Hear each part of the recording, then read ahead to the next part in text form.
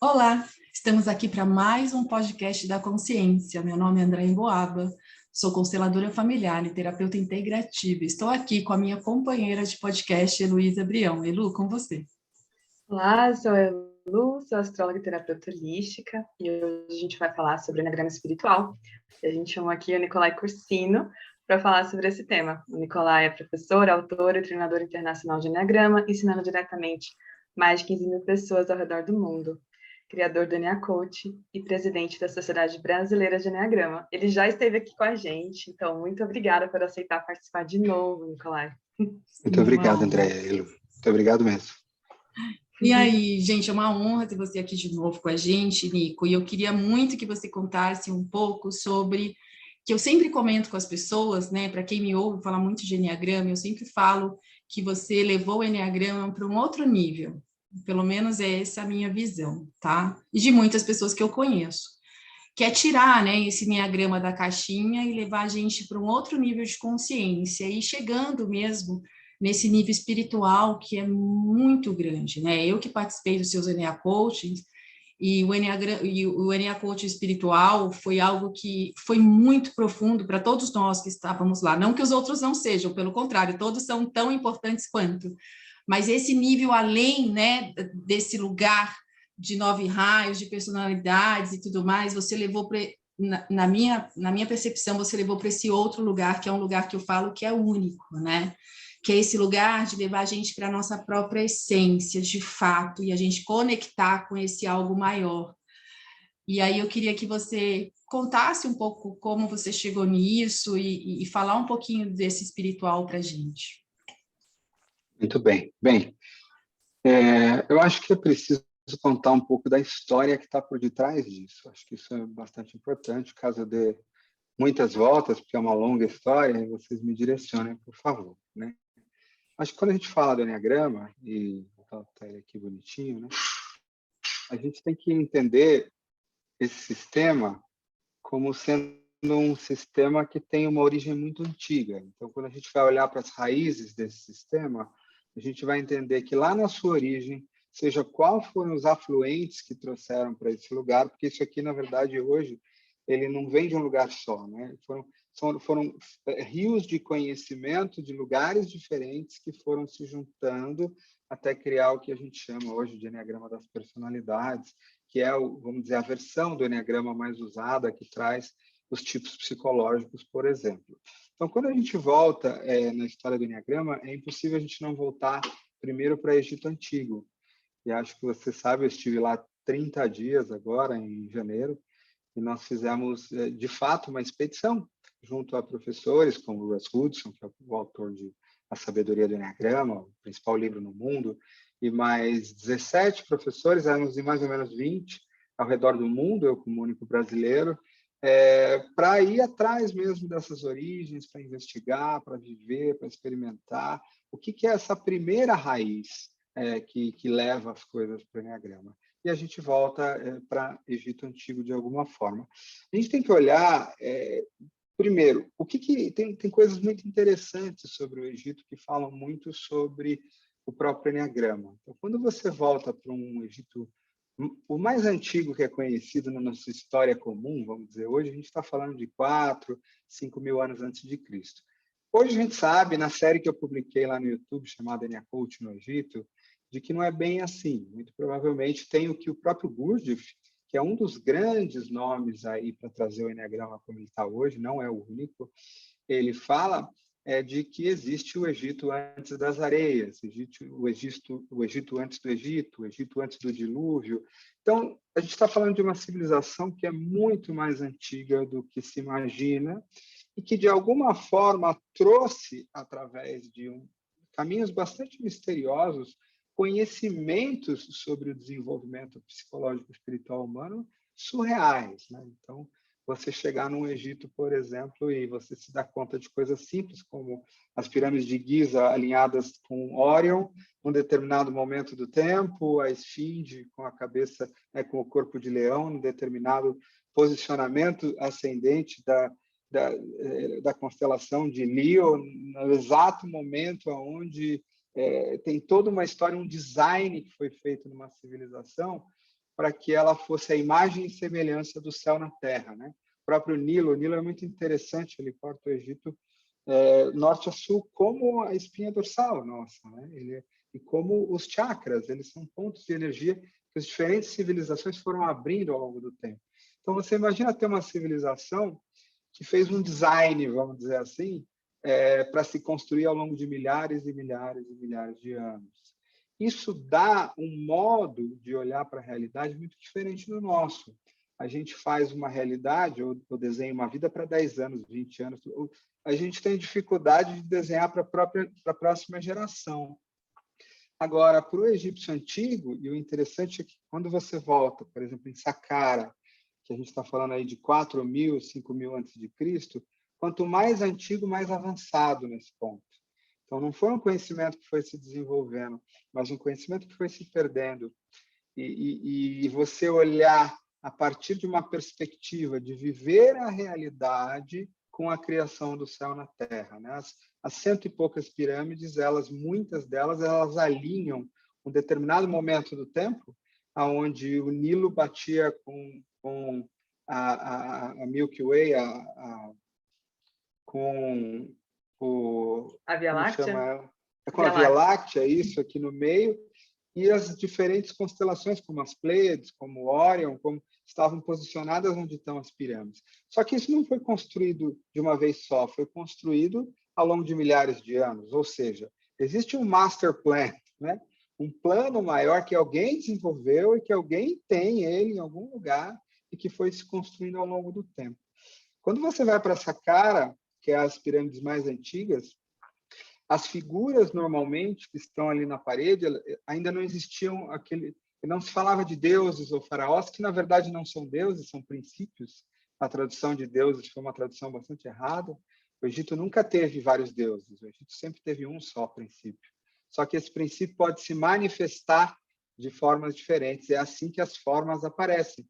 É como assim, só existe um Deus. Mas dependendo do momento do tempo, da necessidade, da forma, ele vai se manifestar de uma forma diferente.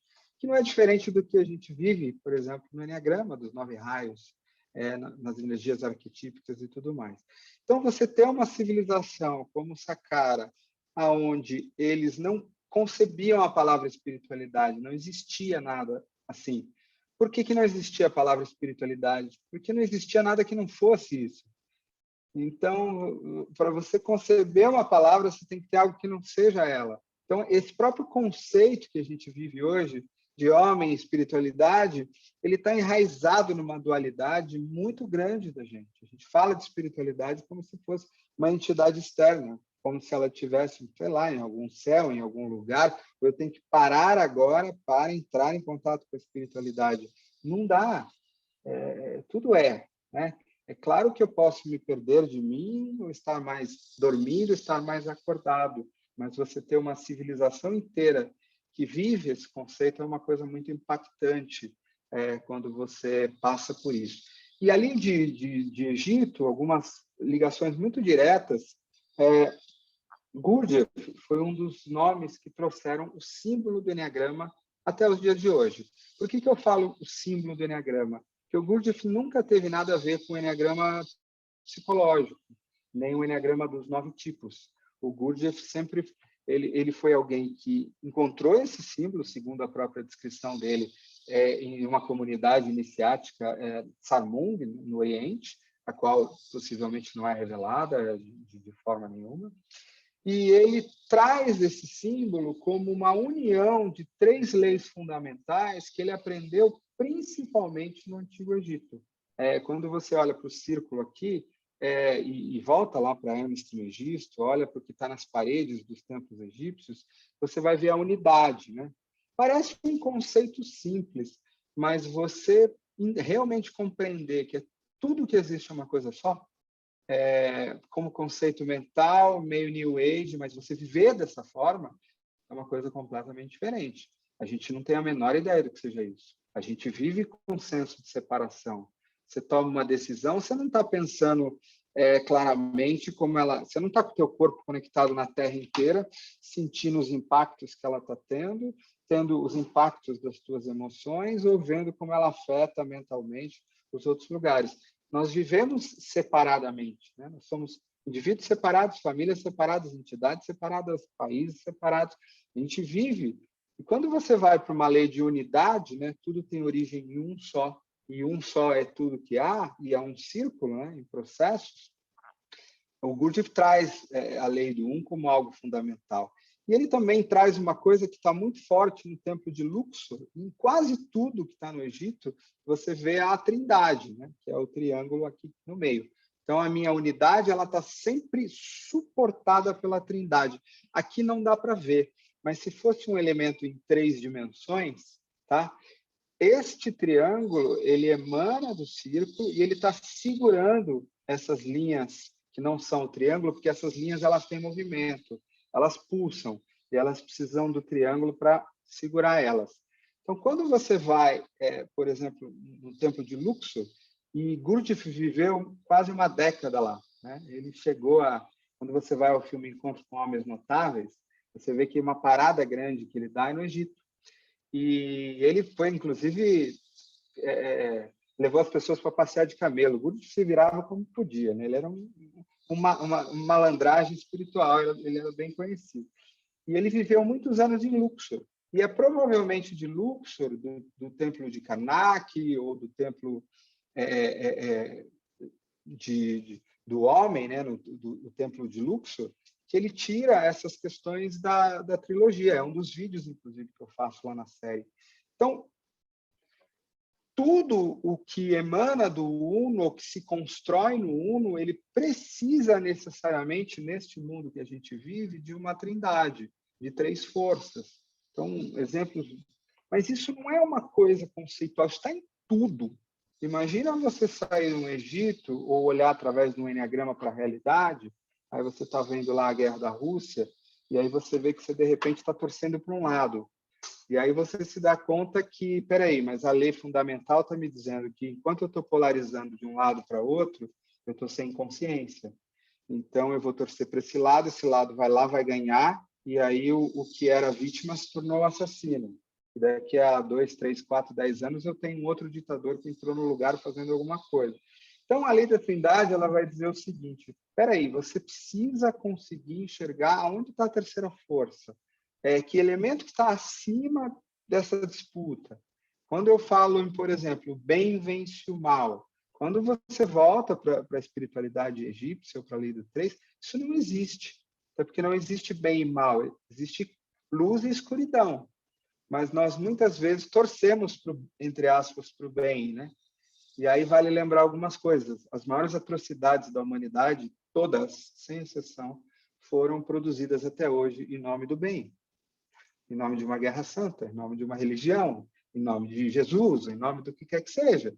Então, a gente tem uma cegueira muito grande do que efetivamente é você ter um mundo feito de trindade, um mundo feito de lei do 3, que é você estar o tempo todo procurando, peraí, se eu só vou enxergar essa realidade dentro de mim ou fora de mim se eu encontrar uma conciliação. Então, eu tenho a luz e a sombra dentro de mim. Aí, o meu ego vai assassinar a minha sombra é ruinzinha. Não é ruim, só é. Eu desenvolvo uma relação com isso. O Templo de Horus, ele mostra muito bem Horus batalhando com Set, né? Set, ele vai dar origem ao nome Satã lá na frente. E foi, obviamente, distorcido, porque Set representava as forças do caos. Set representava as forças... Poderia dizer que são os meus instintos, eu poderia dizer que é a minha personalidade, eu poderia dizer que é o universo caótico. Ele está presente na matéria escura, é normal como é. Mas Horus, quando batalha com Set, ele passa mais de 100 anos batalhando, ele perde o olho, né, que vai se tornar um dos olhos de Horus, e ele domina Set. E Set se transforma normalmente em forças animais. Né? Horas ele é um crocodilo, né? E o Horus vai lá depois de 100 e poucos anos, não importa a idade, e domina Set. Só que ele nunca mata Set. Essa força não é possível de se matar. Você não vai matar a escuridão dentro de você, você não vai matar a escuridão no mundo, você não vai matar nenhum mal, isso não existe. Né? A espiritualidade, pela lei da Trindade, tem a ver com quem nós somos no meio de tudo isso. que decisões eu tomo, como eu atinjo níveis mais elevados de equilíbrio. Quanto mais eu revelo a minha luz, maior a sombra vai me pegar. E isso não é ruim, isso só é, né? Então, só é.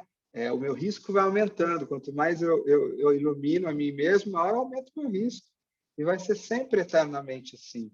Enquanto eu tentar vencer um lado ou o outro, eu vou me perder no conceito de espiritualidade. Quando eu entender que a própria condição humana ela é uma trindade entre, né, os animais e os anjos, eu não vou matar meus instintos, meus instintos, inclusive, mas eu vou me relacionar com isso. E na hora que eu me relacionar com isso, eu vou estar desenvolvendo níveis maiores de consciência. Isso é muito diferente dos nossos conceitos de espiritualidade, né? Então, quando o Gurdjieff traz tudo isso lá, isso é só um pedaço, né, da Lei do Três, e ele passa muito tempo em Luxor, ou seja, isso vem de Egito. Quando você está no Egito, você vê que vem de Egito mesmo, não tem como, né? Você vai ver também que uma outra coisa que vem, e no templo de Osíris é uma coisa que a gente enxerga muito lá. O Osíris é o senhor do Duat, né? do além-vida. Nós costumamos dizer morte, mas não era esse o conceito que o egípcio trazia. A palavra morte para nós é diferente da palavra morte para ele. O Duat é o mundo intermediário, vamos dizer assim, né? No momento que você desencarna, você fica um tempo no mundo intermediário, você tem algumas batalhas para vencer, que são com coisas fora de você, mas a gente tem que lembrar uma coisa: tudo no Egito era metafórico, e como eles não viam fora nem dentro, né? Uma das leis do Kabbalion é assim como é em cima é embaixo, assim como é dentro é fora. Isso é muito real.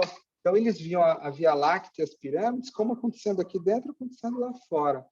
Então o além-vida é alguma coisa fora de mim, mas é alguma coisa dentro de mim. É quando eu desencarno, mas é agora também, é cada dia que eu morro. Então, uma civilização inteira olhando para isso. E lá no Templo de Osíris você tem essa coisa dos ciclos, né? Dos ciclos.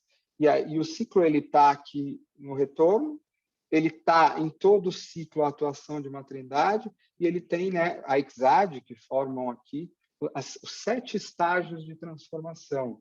Então, quando a gente olha, né, para uma subida de uma oitava qualquer na nossa vida, ou em qualquer coisa no universo, sempre vai ter 7 estágios, 7 degraus, né? O mundo é feito em 7 dias. As notas musicais, para ir do dó até o próximo dó, eleva a frequência vibratória em exatamente 2 vezes para o agudo, agudo, agudo.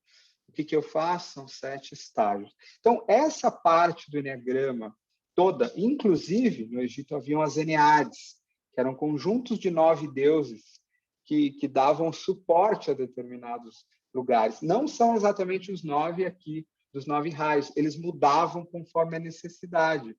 É como assim, a Eneade mais famosa, que é a Eneade de Heliópolis, que tem, inclusive, eu tenho uma foto muito bonita lá, que é Set, Horus. Então, Horus está lutando com Set, e por detrás de Horus está Ísis. E a gente pode enxergar também uma trindade masculino e feminino. Horus e Ísis, como a força masculina e feminina, dominando a terceira força do caos e criando uma trindade. E olhando para a Eneade, ou seja, os 9 deuses, que não são 9 deuses, tá? São 9 manifestações de Deus, ali só podendo ser dar as boas-vindas para eles quando essa trindade está plena. Imagina você aceitar poder demais na tua consciência quando você tem muita dualidade dentro de você. É aí que você tomba, é aí que você cai, né? Então, existe todo eu sei que talvez não seja o foco de hoje, mas existe toda uma tecnologia, se a gente pode dizer assim, de transmutação do ser humano, transmutação vibratória dos nossos corpos, de desenvolvimento, que está lá e que veio parar no Eneagrama de alguma forma. Claro, quando você vai ver o Eneagrama de personalidades na internet, você não vai ver isso. Mas essa é uma das coisas que eu trago e que estavam na origem. Porque, sim, o Eneagrama ele vem daí, ele contém tudo isso. Mas quando ele lá, na década de 80, vamos dizer assim, o Cláudio Naranjo tira um pedacinho dele, a gente vai falar disso um pouquinho, lá da formação lá do Oscar Ichaço, e pega só um pedacinho, dá um caráter mais psicológico, psiquiátrico para isso. Isso dá uma origem muito mais forte aos tipos psicológicos, ao mesmo tempo perde-se muita coisa de que já vinha ali. Então, uma fonte principal é essa das 3 leis, elas têm muito a ver com o Egito. Uma outra fonte aí, que chega até nós até hoje, é de fato das 9 hamartia, que são os 9 desvios do coração que o nosso coração pode ter e que nos afasta de Deus. E aí, esses 2 rios, vamos dizer assim, eles chegam, por exemplo, no conhecimento que está no Enia Coaching hoje. E são rios diferentes, tá? Isso é importante de se saber. E aí tem que contar uma outra historinha, e por coincidência ou não, aqui do meu lado está essa figurinha aqui, ó. Esta figurinha eu ganhei no monastério de São Macartius, que fica a mais ou menos 1h30 ao norte do Cairo. Esse monastério, esse aqui é um padre do deserto, tá? Esse monastério, ele está lá, claro que foi construído um em cima do outro, né? Mas ele está no mesmo lugar do monastério onde viveu Evagrio de Pontio. Evagrio de Pontio foi o padre do deserto que, por volta do século III, IV, foi ele quem primeiro desenhou o que ele chamava de logisma. Os logismas, que vieram a ser hamartia, porque são uma palavra grega, eles eram as formas das quais eles se desviavam de Deus. Porque o cristianismo, quando nasce, a gente está falando alguns milhares de anos depois, e tem uma coisa muito interessante que o cristianismo nasce através de Jesus Cristo, Maria, José, que é exatamente a história de Osíris, Ísis e Horus. É a mesma história, exatamente igual. Então, é por isso que quando o cristianismo começa a nascer, ele precisava sair dali, ele precisava crescer. Em vários países ele não era muito bem aceito, nem existia país. Lugares ele não era aceito porque tinham muitos deuses, as crenças eram diferentes. Mas quando eles foram para o Egito, lá foi fácil a aceitação, porque o egípcio já tinha na história dele a mesma história. Então, o cristianismo entra no Egito com uma facilidade maior do que em qualquer outro lugar. E esses padres e madres, eles tinham essa ligação com esse cristianismo, de olhar para mim mesmo, de autoconhecimento, estudo da cura, da gnose, e eles vão fazer exatamente o que Jesus fez lá atrás no deserto. Vamos nos juntar em comunidades no deserto. Qual deserto?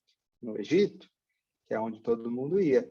E vamos estudar os ensinamentos. Para quê? Para encontrar a Deus. Aí é isso que eles fazem até hoje lá, nesse mesmo lugar.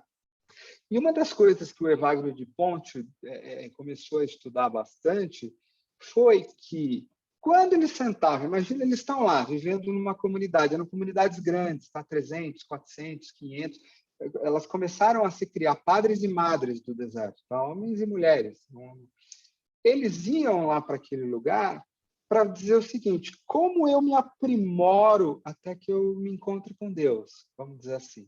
E aí eles descobriam coisas bem práticas, isso que é muito interessante. Eles sentavam lá para se encontrar com Deus, aí estou em meditação, e daqui a pouco, estou cansado desse negócio aqui.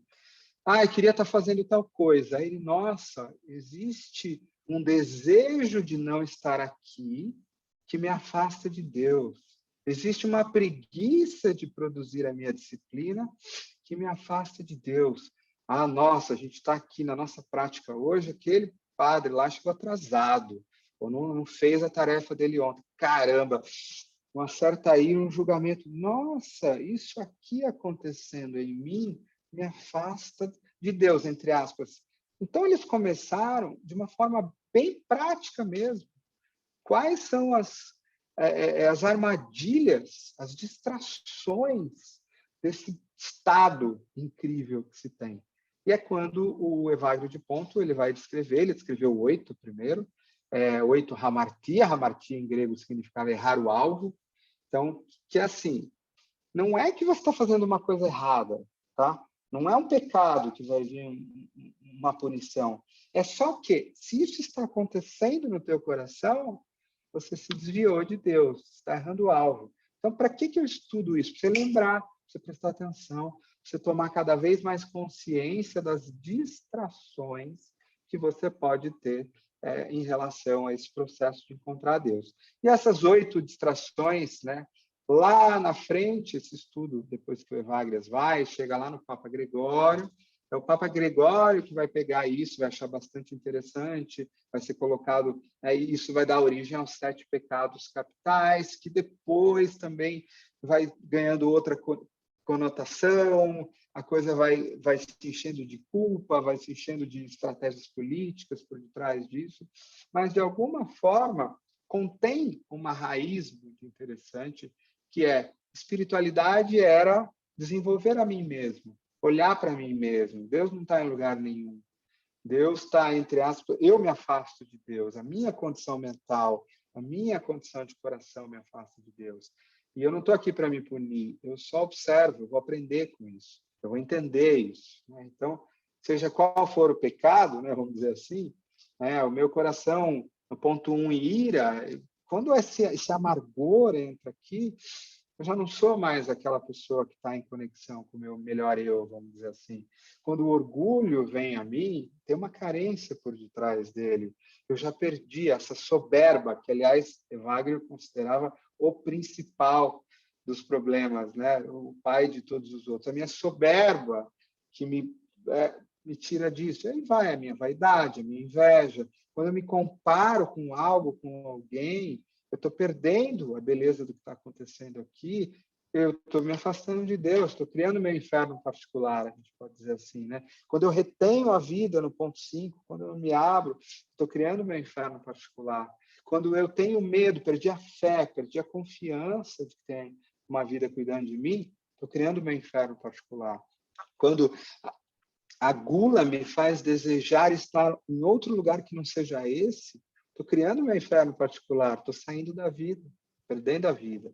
Quando a luxúria me faz transformar meu coração numa pedra, né? Literalmente, eu estou me afastando do coração de Deus. Né? Quando a preguiça me faz deixar para lá o que é mais importante nesta disciplina de desenvolvimento, eu estou me afastando de Deus. Isso foi se juntar com uma outra fonte, que foi Plotino, né? Os neoplatonistas. E aí o grego tem muito isso, né? Enquanto os cristãos estudam o coração, né? As paixões e as virtudes, o grego vai estudar a mente, o grego vai estudar a filosofia. E é o grego, e principalmente Plotino, que leva o ensinamento de Platão para uma linha muito mais espiritualizada, entenda-se metafísica, que é a mesma coisa, que é o universo metafísico. Ele vai começar a desenhar o que hoje a gente chama das ideias santas, né? Percepções diretas de Deus através da minha mente clara e não da minha mente conturbada. Né? Essas raízes é que vão chegar em Oscar Ichaço. Oscar Ichaço, a gente está falando aí de século XX. E Oscar Ichaço, que lá quando começa a olhar para isso ali em Arica, né, no Chile, passeando ali pela Bolívia, coisa e tal, ele que era alguém extremamente letrado, filho de pessoas que tinham uma influência, que deram uma educação. Oscar Ichaço, que tinha projeções astrais quando era criança, era um problema, porque teve todo um problema com os pais dele, porque tipo criança complicada, né? Porque, sei lá, que tipo de coisa que ele tinha. Ele é quem vai, uma vez, reconhecer o Enneagrama num ensinamento que veio de Ouspensky, via Gurdjieff, tá? Que, através de uma ida que estava acontecendo, vamos dizer, uma turnê que estava acontecendo na América do Sul, e ele que também vai ter contato ali com essa ideia dos padres do deserto, com as Hamatia, e aí ele cria, né, os 108 Enneagons. Né? São 108 formas do Enneagrama. Vale lembrar que ele publicou principalmente só 4. Então, só são usadas hoje no Enneagrama das personalidades 4 delas. Né? Seriam as paixões, as virtudes, as ideias santas e as fixações. Ou seja, o coração no seu melhor, o coração no seu pior, a mente no seu melhor, a mente no seu pior. E tudo isso é o que o Cláudio Naranjo vai pegar depois para dar origem ao Enneagrama das personalidades, dos 9 tipos, através de um viés específico dele. O Ichaço foi o gênio, na minha opinião, que olhou para isso de uma forma bastante aberta e que, muito principalmente, usando paralelos, por exemplo, com a Cabala, né? Você tem as 9 séfiras da Cabala, elas são exatamente os 9 pontos. E a 10ª séfira corresponde ao Criador, ela é fechada para ele, ela é, portanto, o que a gente entende hoje como o centro da mandala. Foi o Ichazo que descobriu na energia, nos fluxos de movimento do Eneagrama, aonde posicionar cada um dos pontos. Então, até as Ramartia dos Padres do Deserto, antes do Ichazo fazer isso, em 1950, 60 mais ou menos, isso não existia, né? Onde estava um, onde estava o dois, e é ele que vai entender, né, com uma inteligência muito grande, e vai criar. Só que para o Ichazo, aí ele criou o Enneagrama das Paixões, das Virtudes, nunca existiu tipo também, tá? O Ichazo trabalhava com os 9 dentro de cada um de nós. Quem vai dar essa origem é muito o Cláudio Naranjo, que pegou um pedacinho só do programa do Ichazo e deu uma cara mais dele, tá? Então, quando você volta para as raízes do Enneagrama, e aí eu acho que tem que voltar para Ichazo, e tem que voltar para Gurdjieff, tem que voltar para Egito, tem que voltar para Padres do Deserto, porque hoje a gente olha, por exemplo, no Eneacoach de uma maneira integrada, né? A gente olha para os 9 raios, que tem muito de frequência, muito de trabalho mesmo energético, vamos dizer assim. A gente olha para o Enneagrama de personalidades, a gente olha para as origens do Ichazo, né? A gente olha para Plotino, a gente olha para Gurdjieff, para as leis do Enneagrama de processo, e tudo isso vem, né, de certa forma, aí dentro do Eneacoaching, se juntar num lugar só. E, portanto, isso aqui está carregado de muito conhecimento para o desenvolvimento espiritual. Entenda-se, esse desenvolvimento espiritual, essa capacidade de múltiplas ferramentas de dedicação, de conhecimento, de entrega, de você ir lapidando o seu espírito, lapidando você como ser humano. Não é um instrumento para te tirar do corpo, te colocar em transe, em experiências, vamos dizer assim, de conexão com a espiritualidade que existe. É um instrumento para te transformar no aqui e agora, como o egípcio fazia. O céu está aqui na Terra agora, a gente vai transformar isso.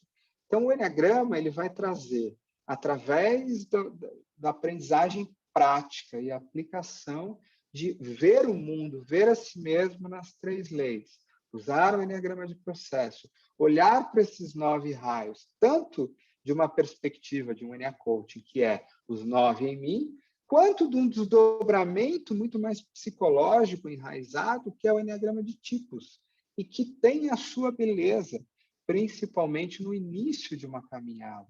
Porque quando nós ainda estamos muito fixados numa personalidade, e somos nós, uma delas acaba dominando a nossa consciência.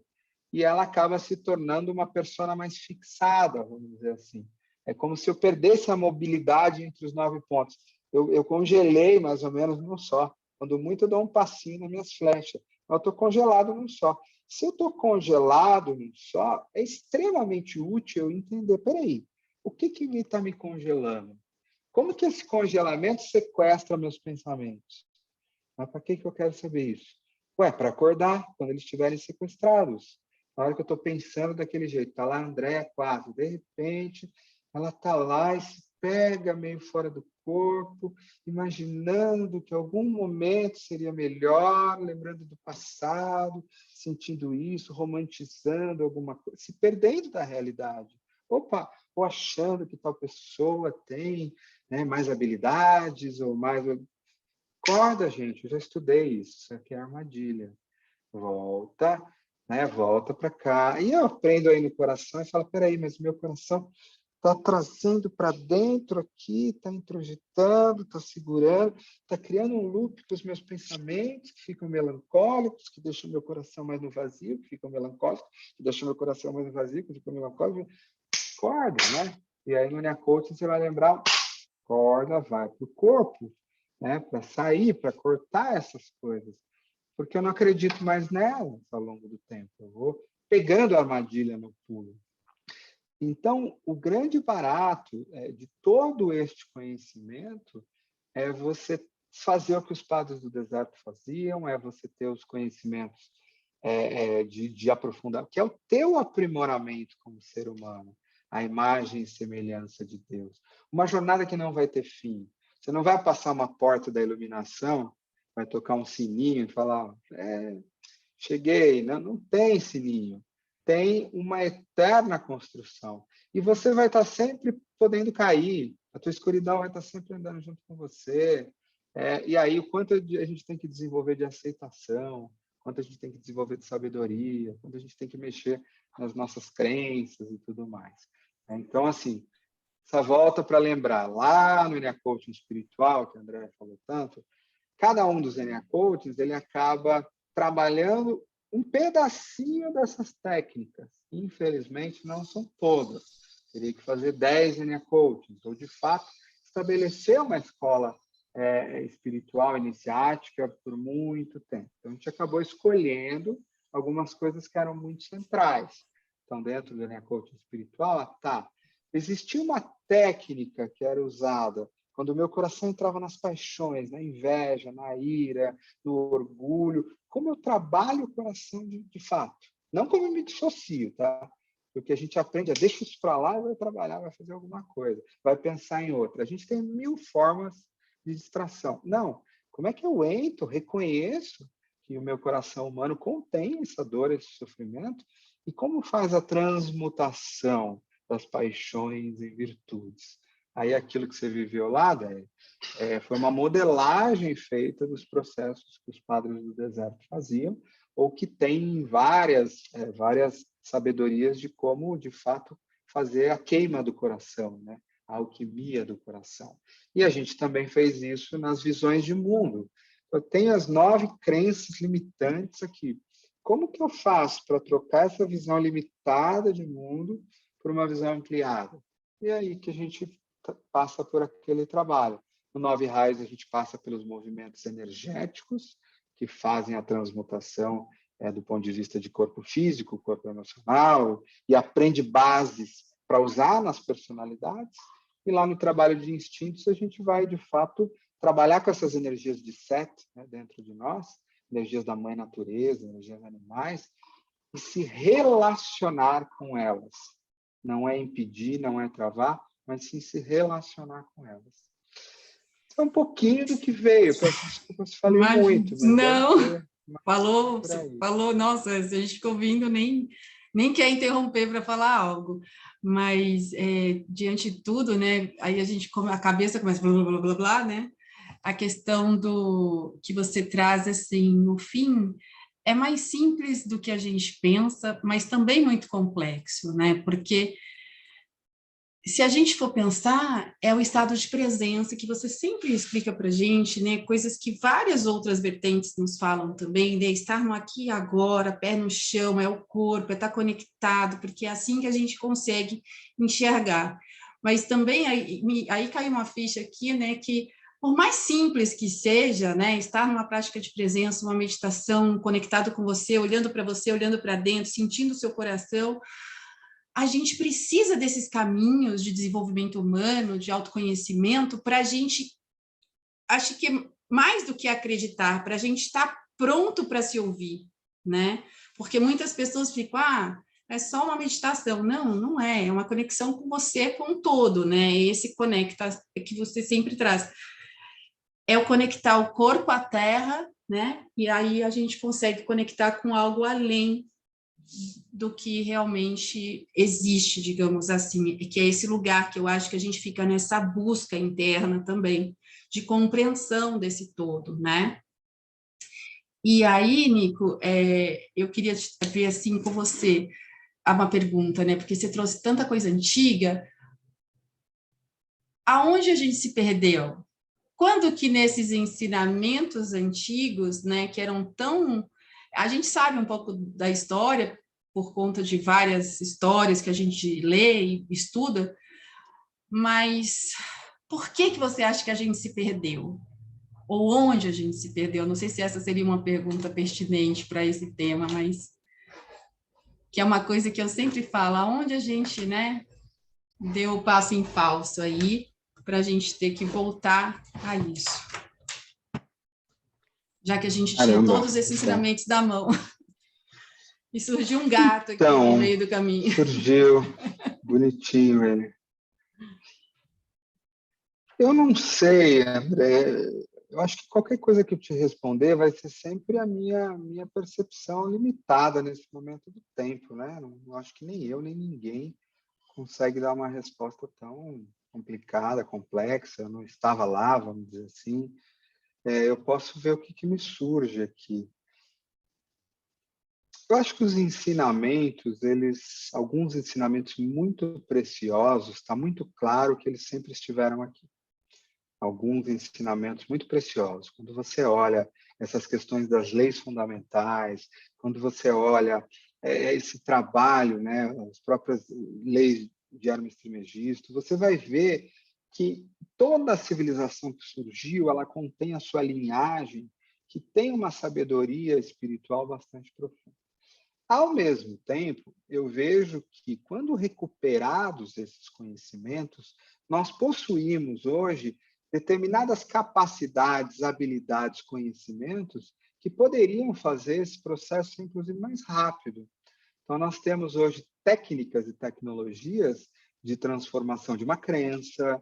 E quando eu olho, às vezes, práticas dos padres do deserto, eu falo, peraí, mas aqui dá para fazer uma regressão e um processo assim que funciona bem melhor. Essas coisas não existiam dessa forma lá.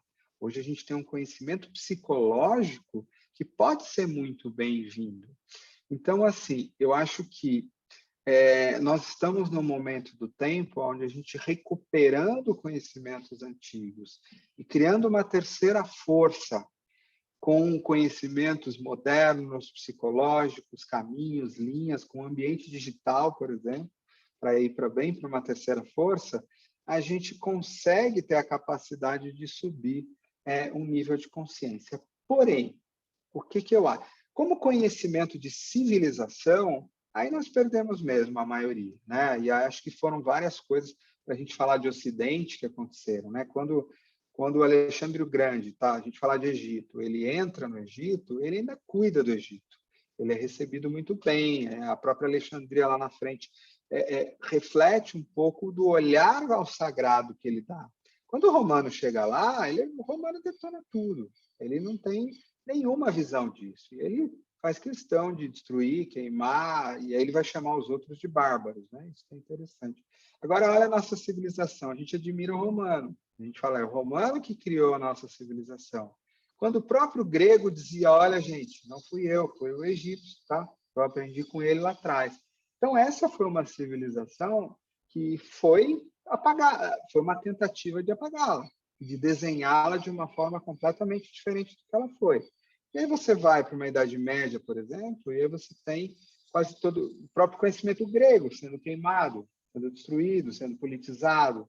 Então, assim, nós perdemos muito, muito, muito. E aí é interessante que você vai para uma pirâmide, que é algo que não se apagou, para conseguir recuperar determinados conhecimentos que estão ali. Olha, a força também do templo, né? A força da pedra, que consegue não ser destruída. Mas a gente perdeu muita coisa. E isso, na verdade, reflete bastante do que é o nosso nível de consciência, né? Em nome do poder, em nome da... E aí todos nós nos perdemos. Agora, no dia a dia, caramba, é só praticar presença? Eu acho que sim. Se você vai para um livro como O Poder do Agora, você vai para um conhecimento do Eckhart Tolle, eu acho que se você usar só isso para o resto da sua vida, você não precisa mais nada. Agora, é usar mesmo. E aí é isso que está o pulo do gato. O quanto você transforma a tua vida prática em... Caramba, eu passo o dia, eu faço minhas práticas de presença todo dia, eu passo o dia acordado, prestando atenção. Vamos usar o Enneagrama. Em que momento veio um pensamento de comparação, eu como 4? Não, peraí, estou olhando para ele o dia inteiro. Na hora que vem, eu vou lá buscar o exercício lá do Enneacoaching espiritual e realizo isso em mim, ele dura 10 minutos só. Se eu fizer só isso, minha vida se transforma. A questão é que nós não fazemos. E por que nós não fazemos? Também pelas próprias 9 distrações. A preguiça pode ser uma delas, pelas crenças que a gente tem. Então, ao mesmo tempo que é mais simples, às vezes eu quero procurar uma outra coisa, eu não faço nem a primeira. Tem também uma realidade que o Gurdjieff dizia muito, que era assim: não basta só amor, não basta só boa vontade, precisa de conhecimento. Então, sim, são chaves. Você não abre essa porta com uma chave só. Só amar, né? Vamos dizer assim, só ser uma pessoa. Se você não tiver determinados conhecimentos, você não faz transmutação dos seus corpos, você não aprende a observar, você é uma armadilha mais fácil.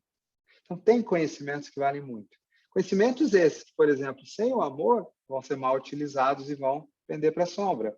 Mas eles são conhecimentos. O amor é um caminho para me manter, vamos dizer assim, entre o escuro e o claro, para me manter na terceira força. A vontade é outro.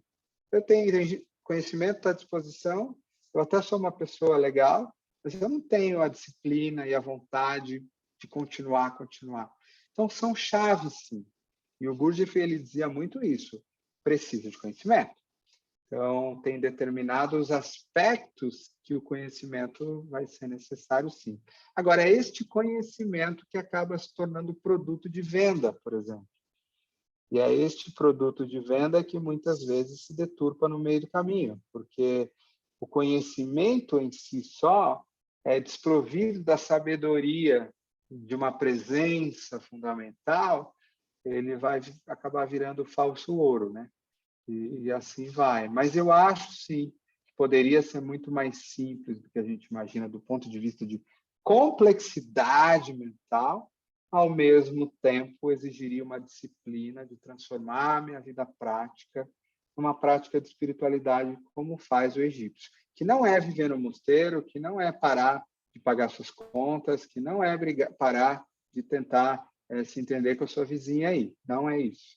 Nem fazer o teu negócio dar super certo, de jeito nenhum. Tudo isso está no mesmo lugar, está no mesmo balaio. É quem você se torna enquanto você está vivendo nas múltiplas polaridades aí que a vida traz. Querido, acho que é isso, então. Você trouxe aí com maestria um pouquinho desse universo, né, que é bem uma pincelada, né, em uma hora, sobre um pouquinho desse enneagrama e desse lugar que eu acho que você nos leva com muita assertividade. Eu sou muito grata ao seu trabalho, Nicolai, muito grata mesmo. Eluz, tem alguma pergunta? Não. Senão eu vou começar a falar de hermetismo aqui, não vai dar muito certo. A gente vai ficar essa parte conversando. Mas foi incrível. E a pergunta que eu ia fazer, o Nicolai já respondeu, que é por onde começar, né? Se a pessoa pode começar pelo coaching, pelo enneagrama espiritual, ou começar da forma mais tradicional, mas você já respondeu essa pergunta, então seria o ideal realmente começar entendendo os tipos e aí ir avançando, né? Tem uma beleza nesse método, que é como você está começando a observar, foca naquilo que é mais importante, que mais te domina, porque vai ter um efeito muito maior para você. E aí, só depois que você tiver, o que vai levar a vida inteira, obviamente, mas em algum momento você vai ter um chamado para expandir esse olhar para outros lugares. Eu diria que é o caminho mais efetivo para a maioria das pessoas. O que não quer dizer que algumas pessoas que já vêm de uma estrada de autoconhecimento fora do enneagrama não possam querer trilhar um outro caminho e ele não seja possível. Gratidão, querido, gratidão imensa, viu? Foi sempre uma honra ter você com a gente.